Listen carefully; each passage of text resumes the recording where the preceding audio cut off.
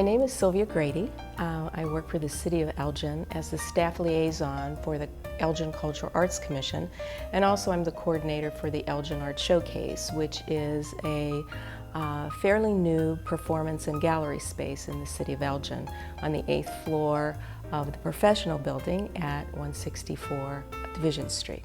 Elgin is really rich with not-for-profit theater groups and performance groups. And one of the things that we didn't have was an affordable small space for these groups to perform and for individual artists to show their work.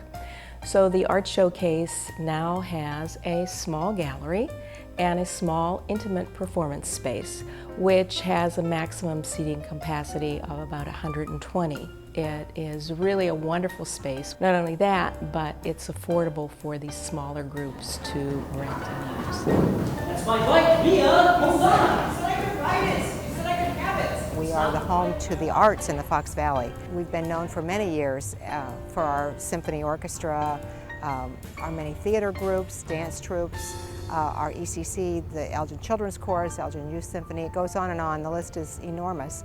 And many very talented artists and photographers in Elgin.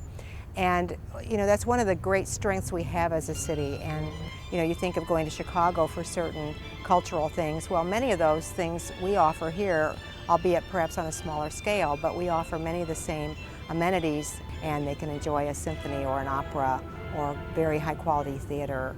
And we also bring in many top name acts and lots of other things going on at Hemmons throughout the year. So we're very proud of that, and we want to play off of that as we move forward with developing our downtown and developing our city as a city in the suburbs. The arts in Elgin are alive and thriving. We have music, we have dance, we have theater, and of course we have the individual artists, the sculptors, the potters, the painters. They're all here. And not only do we have the smaller groups that are doing things, but also the city has activities that they co-sponsor with groups or sponsor themselves, like the Elgin Short Film Festival or Art and Soul on the Fox. The Cultural Arts Commission in Elgin has begun sponsoring its own events.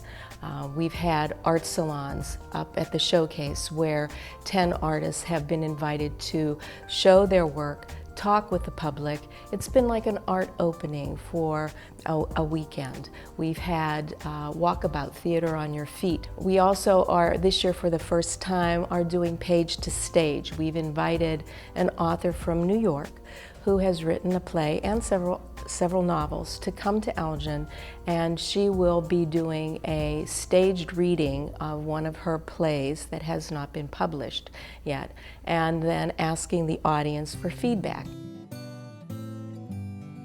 One of a very exciting project that we have, we're partnering with a firm in Minneapolis called ArtSpace USA, and they are a not-for-profit organization that provides affordable housing for artists to live and work. And they've been in business about 30 years. They are very excited about Elgin. They have projects all over the country, from Seattle to Buffalo, New York, to Florida, to Cedar Rapids, Iowa. What they do is identify cities who have a very strong arts base, and they do their due diligence and identify whether there's a need for affordable housing for artists. And if so, they work with the community to identify a good site that will also help be an economic development tool to help kind of gentrify maybe an area that needs something to boost it. And when they came here and did their survey work, they found that Elgin had the largest turnout for their community meeting of any city they've ever worked with before. We had 130 artists show up for their community meeting and express interest in living and working in an art space project. So we've identified the Elgin Community College downtown campus as the best site for the project. So Elgin Community College has been a great partner. We're making it happen. We've solidified the property and have plans in the works to hit the floor running as soon as we get the funding.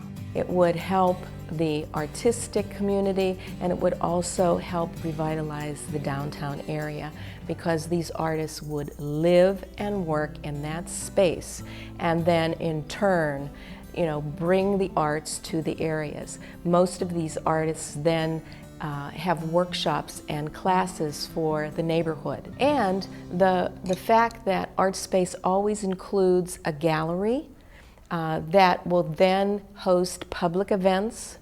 And this particular project will also have an outside area where display can take place. It's going to be an exciting adventure for the city.